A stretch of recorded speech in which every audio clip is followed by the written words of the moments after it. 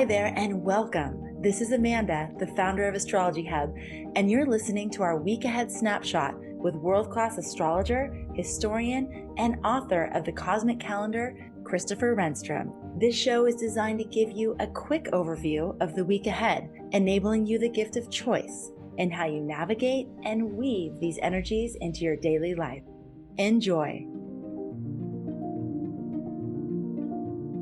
On August 19th, Uranus, the planet of revolution and change, turns retrograde.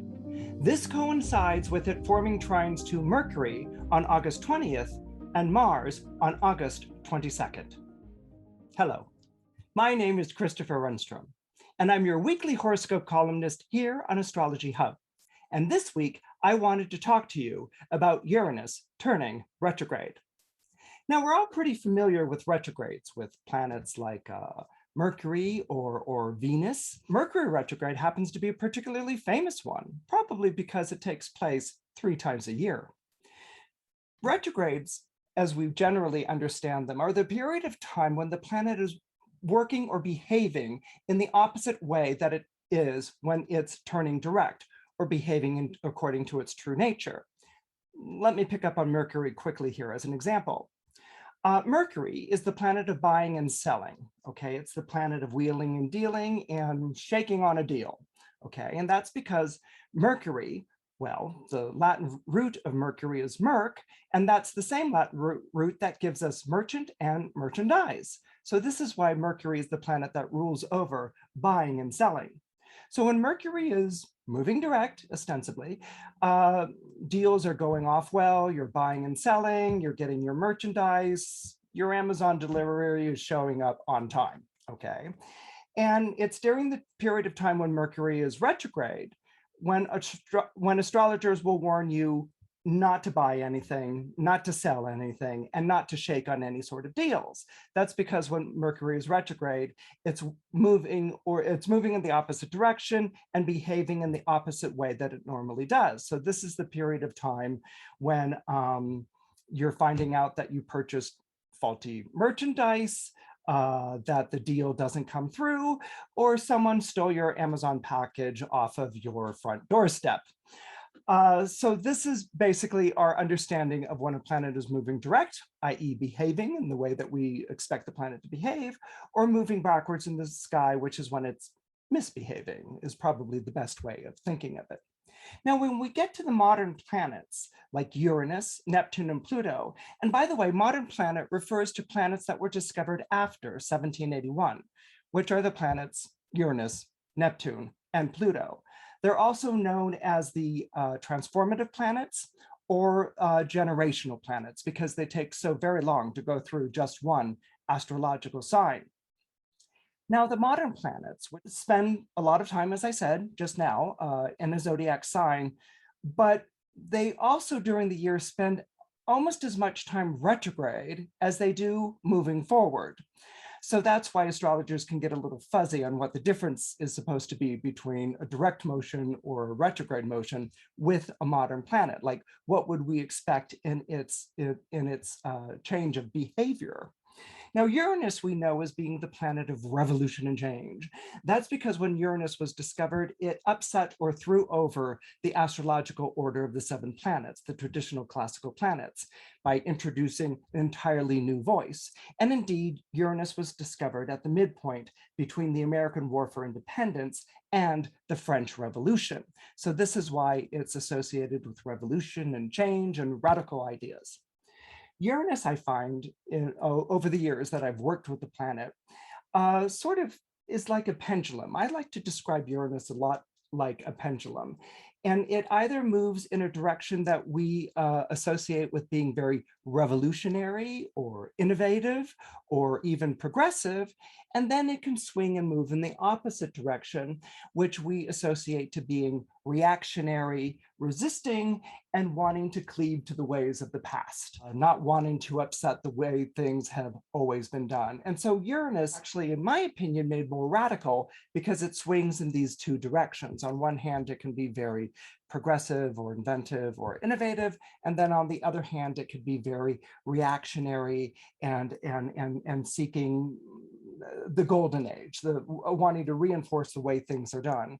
And this is why we can see, for instance, in the zodiac sign of Aquarius, so many Aquarians are born in one or the other camp. You can have Aquarians who can be very revolutionary and innovative, like an Angela Davis, for instance, someone who's ahead of her time and full of these extraordinarily wonderful ideas. And then you can have Aquarians who move in the opposite direction, who are insisting that things shouldn't change and things should stay as is. Like, for instance, a Sarah Palin from a little while ago. So that's just to give you an idea of the two sorts of swings that we can go in. So when Uranus turns retrograde, what are we to expect?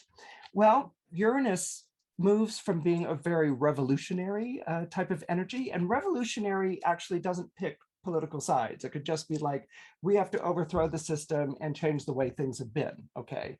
Which there's a lot of that that's going on these days that we hear about. But I find that when Uranus turns retrograde, it goes from a revolutionary to a revelatory idea, okay? So it's this idea that instead of just calling for change or whatever, it can be almost this enlightenment or these epiphanies or these flashes of revelation in which all of a sudden there's an understanding of what maybe all of this rigmarole has been about. So when Uranus is retrograde, it's not as abrupt and it's about faces as it is typically, but it can be just as absolute and uncompromising. But the idea is that it's going to take the opposite position and it's going to be very steady in its course. So let's say, I don't know, let's say, for example, you've spent years of your life rallying against a cause, refusing to yield an inch or entertain someone else's perspective or point of view. You've been invested in this, and this is what you've done for years. Okay, when Uranus turns retrograde, all of a sudden it can be this feeling of getting it, of like, well, maybe yielding an inch isn't such a bad idea, or maybe there is something to someone else's point of view, or maybe I've just been a little bit too militant and I need to soften up. Okay, so that's nice. That can be a sort of turn. That's the turn of the planetary energy.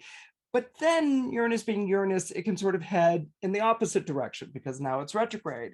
So that you might wind up embracing or even championing a cause that was the exact opposite of the one that you had embraced before. In fact, you might even renounce previous positions and say, you know, I couldn't have believed that I had subscribed to something so objectionable. But during the retrograde, instead of things hitting you like a bolt out of the blue, it's more like a realization slowly dawning, a sort of like, I get it. Now I get it. It's not this sudden bolt of the blue. It's like this, now I'm getting it.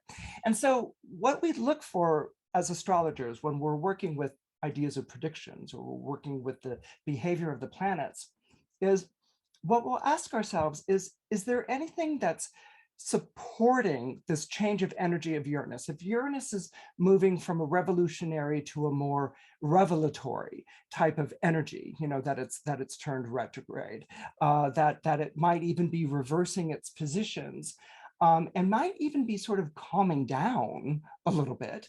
Is there anything else that's going on in the sky that's going to support this? And one glance of the planets this week, and as an astrologer, you say, yes, there is. And what's supporting this kind of more maybe sober view of things are the trines to Mercury and Mars.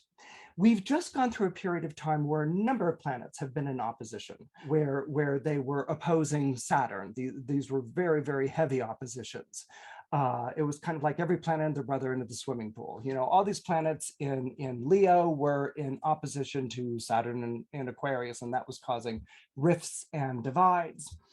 An opposition is as far as a planet can get away from another planet in a horoscope. I mean, if it's like, I want to get away from you, it's as far as it can get away from the planet in a horoscope. Once a planet has completed its opposition, the next aspect that it moves into is a trine. So basically, after everything can be separative or polarized or really dead set against finding any sort of compromise or bridging of ideas comes the trine. And this is what we're experiencing this week. So where Mercury and Mars might have been very, very out of sync in recent weeks because of its oppositions when they were traveling through Leo, now that they're in Virgo, they are forming trines to Uranus.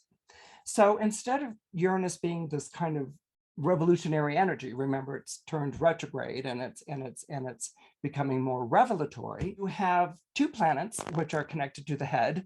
Mars rules Aries, which rules the head, and Mercury is the planet that rules the mind, that are moving into trine with Uranus, which some astrologers really associate to breakthroughs of the mind or very, very inventive thinking. So what we can sort of expect this week with these trines taking place is not only revelations that make sense, but revelations because these planets, Mars and Mercury, are traveling through Virgo, that are going to be immediately applied. They're going to be immediately acted upon, and probably for the good of the group or the good of society or good of all people.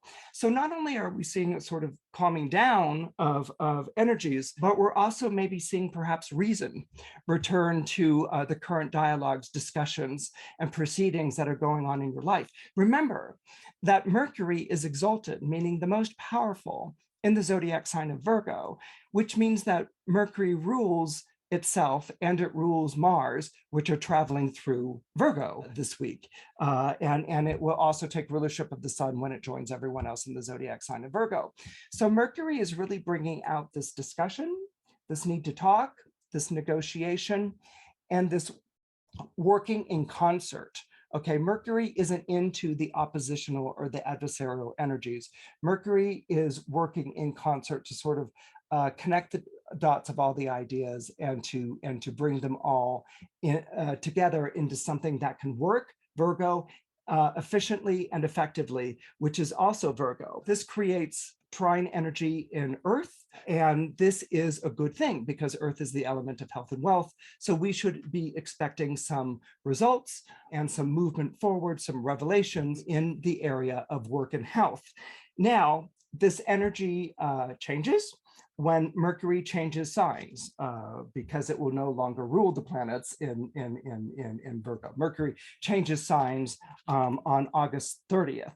So basically, you have between now and August 30th to make your best pitch, to sell your best plan, to organize people and get everyone on the same page, and to coordinate efforts, and to essentially and hopefully produce results. And the likelihood of producing results with Mercury being in Virgo until that time is going to be high. So go ahead and get all of that going, because all of that changes when Mercury enters the zodiac sign of Libra on August 30th. Hi, I'm Rick Levine, and I'm so excited to be offering you the chance to study with me during our live chart reading practice month here at Astrology Hub.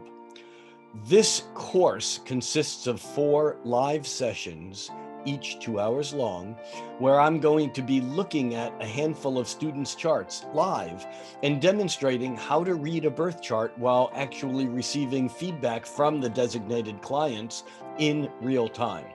This is astrology in action.